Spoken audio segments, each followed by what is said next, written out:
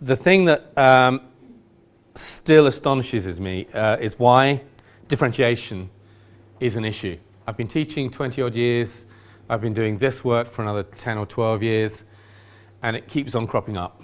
And it keeps on cropping up because fundamentally teachers, I think, don't have a common language of differentiation.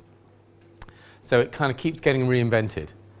And it's something that the governments are using a lot to kind of hammer home on teachers.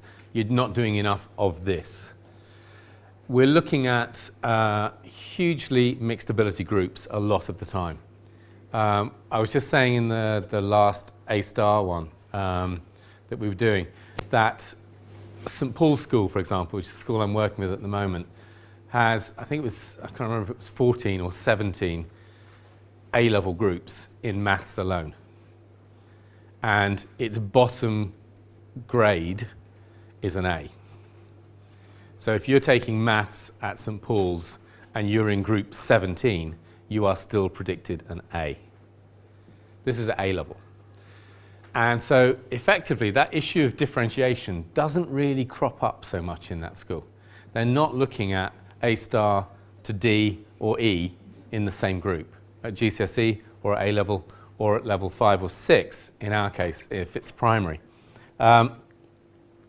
So what it's looking at, what fundamentally it came down to for me was what's distinctive about good teaching and learning. And yeah, sorry, one of the issues, sometimes it feels like that being smart. That's one of the issues. Bummer of a birthmark. According to QCA, this is what able kids really like. This is what they want. They did a huge amount of research on this stuff and they asked hundreds of kids. And I look through this list and I just think, who doesn't? Why is this anything to do with able children? They asked able kids about it, that's why. So now they're convinced that this is what able kids like and the rest don't.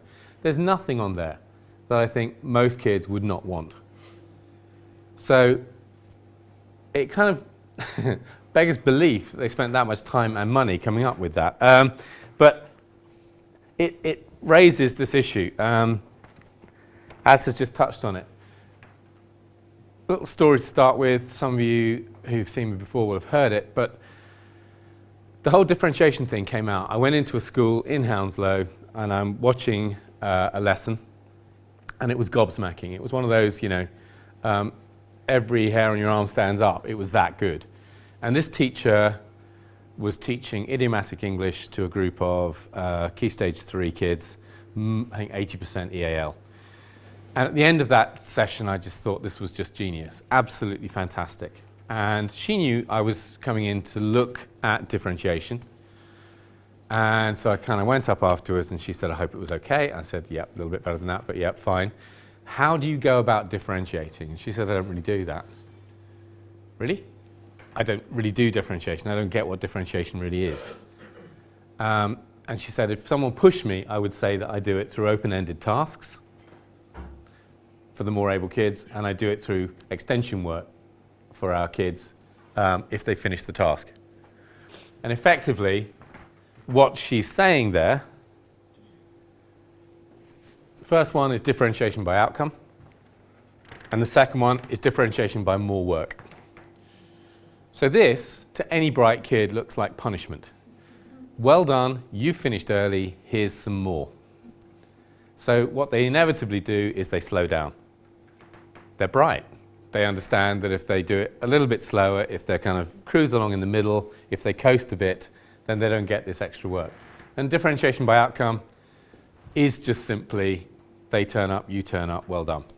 You don't have to plan for it. There's no planning involved in this. So, and the astonishing thing was that this particular teacher did so much more than that.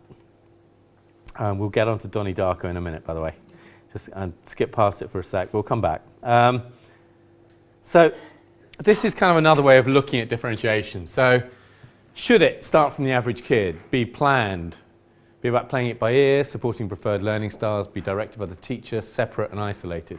Or could it mean looking at different starting points, top down, bottom up? Could it be looking at allowing differentiation to actually just occur, teachers using specific intervention and ideas, but quite flexibly. Balancing of challenge and support, applying self-direction, selecting flexible ways to enable individuals to learn better. And my preference is obviously that one on the right-hand side. So what I looked at was, what would that look like in terms of a task? If you're setting a single task, what would that involve? So we called them rich tasks, or high challenge by design. Effectively, a good task or series of tasks ought to have these kinds of ideas incorporated within them. So they ought to have something about common core of knowledge, encourage exploration, allow a range of start and end points, have an element of open-endedness, can be accessed by all pupils from varying abilities. That thing we talked about earlier this morning, low threshold, high outcome, or high challenge. Encouraging and providing a high level of thinking, bit of critical thinking, bit of creativity, elements of choice, and being motivated and challenging. This teacher that I watched in Hounslow had all of this stuff, but she couldn't talk about it. And that was the bit that worried me, and why I think differentiation is still an issue. If you don't have the language to say what it is you're doing, if by outcome or by more work are the first things you think about, you could be doing all the fantastic differentiation in the world, but if you're unable to talk to another colleague about it, then effectively something's going wrong. So what I did was I simply wrote down the 10 strategies that I saw her using. All 10 of these in one lesson. It was why it was so good. But she herself was unable to come up with this list because it just became part of what she did. She was that good. It became part of the way she taught. And as a result, if an inspector had walked in and said, okay, you're saying for your more able kids, the school's not doing a huge amount of enrichment. It says everything is focused in on the classroom because that's where kids learn, and that's exactly right. What are you actually doing in terms of differentiation? And my argument would be that these 10 as strategies are probably already part of your toolkit. In the pack, you've got this, which is 10 ways to think about differentiation on either side. It's kind of dual-sided. All I've done here is I've taken each one of these individually and expanded on it a little bit. So you've got the idea of task. Okay, what's different about task? Well, you could have an open or closed task, a knowledge or skills-based task, higher order or lower order. What are the benefits for kids, for more able kids? Usually less repetition. Progress can be at an individual level. Questions, what makes it rich? How can we ensure balance between open and closed? Do students understand and generally their general learning skills, and can they recognize them? And I've left this last column deliberately blank. And I want for you to spend just a few minutes on your table talking about what you might put into some of these right-hand columns. So what you're looking at is a series of things that I'm guessing, with strong evidence, most of you probably already do. These are not unusual in any teacher's toolkit. But it's making sure that as you look at it, you work out what that actually looks like. So in the examples bit, it just gives you a chance to look at this in a bit more detail as well. So if you are differentiating through task or through resource or through support or through grouping, give yourselves a couple of minutes to start with, think about it for yourself, and then talk to the person next to you, or wherever it might be, and share what it is that you could fill in very easily. The key to this exercise is that all of you are doing this stuff already.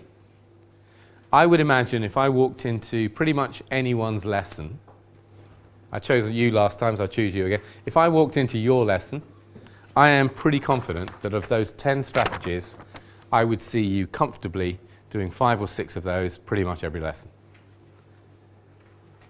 That's differentiation. The key element is, which ones then do you feel more comfortable with, which ones do you feel less comfortable with? So the second part of this exercise is I want you to rank these very personally, the ones you feel most comfortable with and the ones you feel least comfortable with. Okay?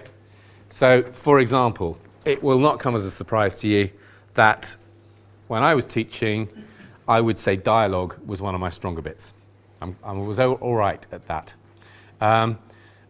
So that one I would definitely put as one of my top strategies. And I feel quite confident, and I can fill in my examples about what I did in terms of dialogue pretty easily. But if I'm being equally honest, I would say pace was one of my real issues. Because I wasn't quite sure what pace was about. And I kind of thought it meant just getting through stuff quite quickly. And it isn't. It's actually sometimes about slowing everything right down as a teacher and being able to take your time over something and allowing students time to explore an issue properly. But I would still say probably that was one of my weaker elements. So quite a personal exercise, but on the other hand not. So I think by now we've had kind of a chance to kind of talk to each other quite a lot. So go through, jot down an example that you feel quite comfortable with. Jot down your 1 to 10, but specifically your first 3 and your bottom 2. That's the ones we really want. And then be prepared to kind of talk a little bit about it. So just, let's say 5 minutes for that. Okay? The most important thing is, to be honest, the conversation that you're having between yourselves about what might work for you. The people who've seen this before, when they've talked about it, have said that they didn't actually realize that a lot of this stuff was to do with differentiation. And that's what I mean about common language. It is all to do with differentiation. These are simply some of the tricks of the trade that we probably employ pretty automatically in what we do. Using a common language, it means that English teachers can talk to science teachers, can talk to PE teachers, can talk to art teachers about what it is they're doing. Because extension or research or dialogue or support or assessment or pace are quite a common way of working across all subject areas. And it then means you can begin to have a dialogue across a school. And unless that's in place, you can't put your hand on your heart and say your school is doing any of this. It needs to have that common language base. So let's cut to the crunch. Ignore the kind of conversations you just had. In terms of your own 1 to 3 and last 2 places. Task. Who put that as their one that they were pretty comfortable with? Who's got task as one they were pretty comfortable with? 1, 2, 3, 4, 5, 6. Quite a few of you. Okay? Resource. Comfortable with? Hands up. Okay. Assessment. One again that you're pretty okay? No. Interesting. Fewer hands on that one. Substantially fewer. Pace. Let's put that as 2 or 3 hands at most. Okay? I'll come back to that one in a second. Support. Yep. Extension. Extension, less so. Anyone on extension, in fact? Who put extension down as one of their least favorite or least comfortable? So you can put your hand a little higher than that. I like that kind of. Okay, right. Extension is one of the least comfortable. Research. Who thought they were quite comfortable with research? One hand. That puts you in such a threatening position, doesn't it? I'm not going to follow up on it, don't worry. Dialogue. How many people in terms of that they're comfortable with? Good. I think probably, if I'm looking at all of them, good dialogue, good questioning in a classroom, it's becoming the thing that Ofsted, for example, in England are talking about all the time. Effectively, they are seeing good dialogue being core to good teaching. And I'm probably finding myself in agreement, astonishingly, with them on that one. Grouping. How about grouping? Comfortable? Okay. Always the nub. Self-direction and negotiation. Who's got this one in their top 3? No one. Okay.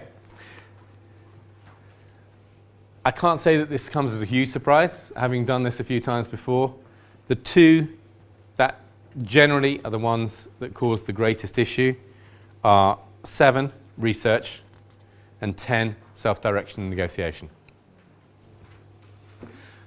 For the obvious reason, it means letting go.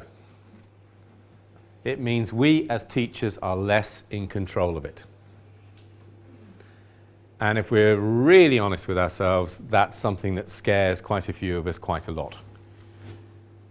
And I think the more disadvantaged school you are in, and I know this one because my school was in school, they call it school 25. It was right at the very bottom of the kind of, the more the disadvantaged schools, the less likely you are to feel comfortable about letting go. Because you know what could happen. There's a whole load of kind of miniature explosions waiting to occur, you think to yourself, if you start to let go. And if you start to allow more control from students. But of course, the very thing that we've been talking about pretty much all day is about risk-taking. And it's about getting students to take more risks. And research and self-direction negotiation is where the students themselves are taking more responsibility and they're taking a bigger risk. We're taking a bigger risk because we're letting them do it. We're letting them somehow out of our radar a little bit more. If you do feel uncomfortable about research, start it in small ways. Start it around encouraging research skills in your students. And that can be quite teacher-directed to begin with. What makes for a good piece of research? Let's analyze that. Let's have a look at that. What would be interesting for you in terms of research? Then you get them away to do a little bit of it and report back, if you want, in written form to start with. The key element is the next phase, which is when you say to a student, okay, you're going away, you're doing a piece of research, you are coming back and you are starting my lesson. So the next lesson, you're kicking this off. Or you and 2 friends are kicking this off. So between the 3 of you, you've got the first 10 minutes of the lesson. Now that's quite scary for quite a few teachers. All I can say to you is, having been scared by that and having done it literally thousands of times, it's very rare to be let down. You have a plan B, obviously, because you may be, but the key element is, that's one of the risks. Get them, trust them to be able to deliver, even if the first time they deliver it to a whole class, they deliver it like this because they're too terrified to catch the eyes of anyone in their class. The single biggest distinction I see between independent schools and state schools, or high-performing grammar schools and low-performing schools, single biggest difference is the confidence in the student to be able to talk to one another and to take on the mantle or role of an expert. And the reason is, a lot of kids don't get the opportunity to do it. So of course they're bad at it.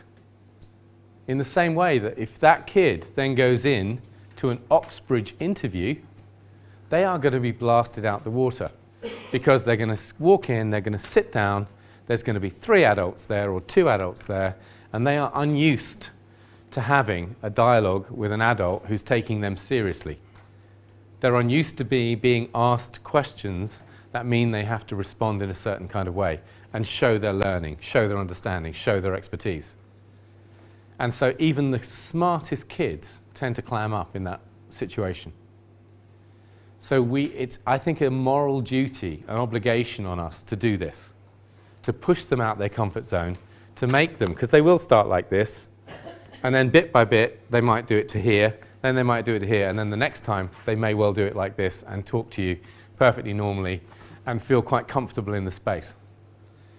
I don't know how many teachers here have had the experience of being filmed while they're, yeah, exactly. It's awful, right, on any level. And then watching yourself back is even worse. What I can say to you is the first time it ever happened to me was when I started working for the local authority. And they decided that we all needed skilling up as presenters. I personally didn't think I did, but that was my arrogance. And I kind of walked into it and I kind of thought, yeah, I can do this, I can do this. To find out that the person who was the company that they had employed to basically interrogate us on everything that we were doing um, was owned, and the person who was doing the delivery was an ex-girlfriend of mine who we parted on really bad terms about 6 months before. I have never been more crucified in my life. So just let you know that. But actually, you learn a lot. You learn a lot in that kind of process of doing that. And I think it's important for kids too. Film them. Who was doing the filming this morning on the iPad? She's gone. Yeah. She was doing the filming on the iPad. Just little things like that where you ask your kids to do a bit of presentation and you will be filming them. And then you'll play it back, you'll give it to them, they can go through, they can see what they got wrong, you can talk about it. Next time, can you make sure that you're doing this or this or this? Encourage that level of confidence, encourage them to be able to do that, because they're learning not just the kind of fantastic skill of being able to talk to colleagues or peers in an interesting way, but they're also learning to become experts through their research. The research bit is almost a byproduct of this. Same thing for self-direction and self-negotiation. That's the next stage on. If we were looking at the thing that we talked about earlier on, the IQS, the institutional quality standards, remember it had 3 levels. It had entry level and then exemplary level at the far end. With most of these strategies in differentiation, I would say probably 7 or 8 of them, you're dealing with it's what most teachers do. But there are 2 or 3 of these, and you've highlighted them through your reluctance to put up your hand. You've highlighted the 3 that are actually a lot trickier. They're exemplary levels. It's rare to see, no matter how good the school, no matter how good the teacher, it's quite rare to see extension work being done well, research work being done well, and self-direction being done well. So look at those as the next stage forward. Teachers learn incrementally. We all, I think fundamentally, all of us want to be better teachers. Because you know what? Being a bad teacher is a pretty lousy job. Being crucified on a daily basis by a bunch of kids who hate you isn't necessarily the best way of spending your life. So actually, all of us have got a strong motivation to be a bit better at what we're doing. If we feel comfortable, as clearly most of you do, with 6 or 7 of these, it's a small step to make that 8 or 9 of these. And then it's a small step again to make it the full works. So it's about that. It's kind of incremental. It's about taking the risk of pushing yourself a little bit to try something new, to try something a bit different, and kind of like take the consequences of it, but also then to push through, because actually that's when you learn. And that's the bit where you are learning in this kind of process. This is what it looks like tarted up. We did have this copied, but it wasn't quite copied properly. So this again will be on the website, so you'll have it. The advantage of having it in this format is that it slips into a mark book or puts on the back of whatever you want. So actually it's there to kind of consult, and it's quite a useful one. Lots of colleagues use it in exactly that way. So rather than kind of this, it becomes that. 2 final things that I want to do, if there's time. There's probably time for one. This, some people have seen before, but I'll just show it to you very quickly. This was just a checklist, which is quite handy. A school-wide checklist. So effectively, 10-point checklist in terms of your most able kids. Are you doing any of these following ones? This will be on the website, and it's in Word. And the thing that I was just suggesting to people is if there's anything on this checklist that you don't do, then you wipe it out, and you simply put in something that you do, that you're quite happy with. And it becomes a checklist then, which is personalized to your school. So, for example, you might want to run CPDs. You might want to involve your kids in local or national competitions. I would highly recommend you do. Academic literacy, I think, is hugely significant, and there's stuff you can do which is quite simple and quite easy. I recommended in the last group, there's an application that I wrote called Gobby, which is free, it's downloadable as an app, all about academic literacy, and there's lots of research that sits behind it that says it's pretty important. So even if you leave that up there and say, we're doing word of the week, and the word of the week is coming from this academic word list that's on an app, that's absolutely great, keep it up there. Teachers observing one another, Authentic student and parent voice, critical and really useful for you to support yourself. Inspector comes in and says, why are you doing it like this? You've got voices, which are student voices and parent voices, that said, that's because our kids say they like this. That's because that's what, you know. So interview a few of your kids and say, what is it? What lessons make you excited? What lessons actually challenge and stretch you in an interesting way? Staff views, essential. Get them to kind of talk about what it is they do and what it is they enjoy, how they raise expectations. Simple and sustainable policy we've talked about before. Key words, key phrases, key manifesto points, that's what it should be looking at. A clear and simple audit of practice and provision. Find out what's going on. Not what you've set up, but what else is going on in your school. You'll find there's a whole load of interesting stuff going on in your school. You're not claiming credit for it, but what you are saying fundamentally is it's going on in our school and it's stretching our able kids. And that could be sports clubs, it could be chess clubs, you name it, but that stuff is going to be happening. Just make sure you've got an audit of it that you know is there. Exceptional performance program. If you're looking at as a secondary school to see Russell Group or UCAS statements or Oxbridge entry, then that's where that kind of thing would go in. A-star program, or if it's in Key Stage 2, a level 6 program. And just fill in what it is you think you do quite well. And then secondly, this is based on the stuff you've just seen around differentiation, classroom strategies. Again, it's a simple checklist to simply say, in our school, these are the kind of things that we think, as an inspector, when you walk into our classrooms, these are some of the things that you see in action or will see in action. This is how we are addressing the needs of our more able kids. And it gets it right to the very core. And we've talked about the core before, but it's essentially what goes on in your classrooms is the single biggest thing that's going to make a difference to any kid that you teach. They aren't more able, they aren't gifted only at lunchtimes, only after school, only during the Easter holidays. They're that all the time. So what goes on in your classroom is the single most important thing. And that's where they will be stretched. And this is a very simple checklist that you can kind of reel out to someone and say, you know, I've color filled this. You can even do it as a traffic light system, you know. This one we're doing really well, green. This one less well. You'll see that. You know, it's up to you how you want to play with it, but it's there as a very simple checklist. And finally, by popular demand, we've got 3 minutes, and that's how long this lasts. This is a clip from a film called Donnie Darko.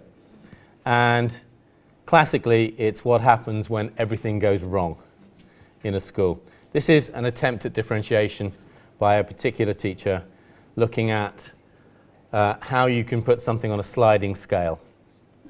Oh, hang on. Put the buzzy in again.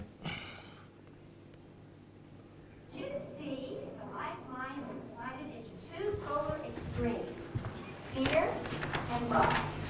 Fear is in the negative energy spectrum, and love is in the positive energy spectrum. Excuse me? No, duh is a product of fear. Now, on each card is a character dilemma, which applies to the lifeline. Please take this. Thank you.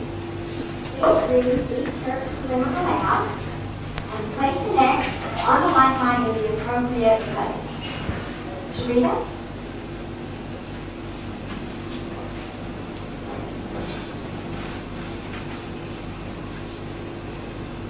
Juanita has an important math test today. She's monographing the test for several weeks, but is not studying. In order to keep from failing in class, Juanita decided that she would cheat on the math test. Good, very good. Mr. Darko.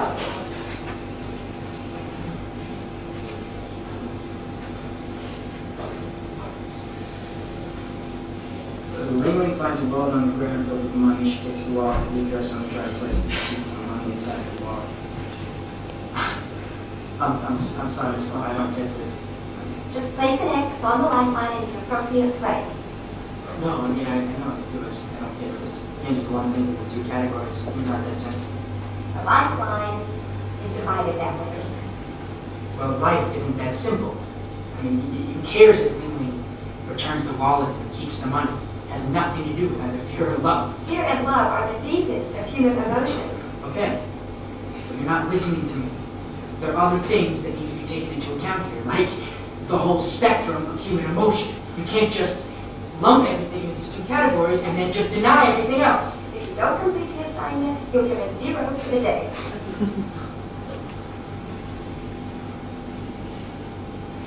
Come on.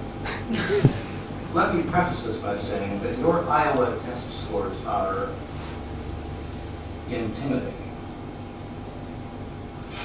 So, let's go over this again. What exactly did you say to Ms. Farmer? I'll tell you what he said. He asked me to forcibly insert the lifeline exercise part into my anus. No matter how well you kind of trained up on this stuff, it can go really seriously quite badly wrong. I hope it's been useful. I hope you've had quite a nice time with it as well. It's been great talking to you all and sharing, I think, a huge number of strategies. So it's kind of basically allow yourself a bit of kind of cooling down time. Think about the stuff that you think might be useful in your context. Because that's the only important thing in all of this, which is you adapting some of the things that you've picked up on today into your own context. That's when it's going to have an impact, and that's going to be where we make a difference to the students that you teach. And I hope it's been very good. Thanks ever so much. Okay.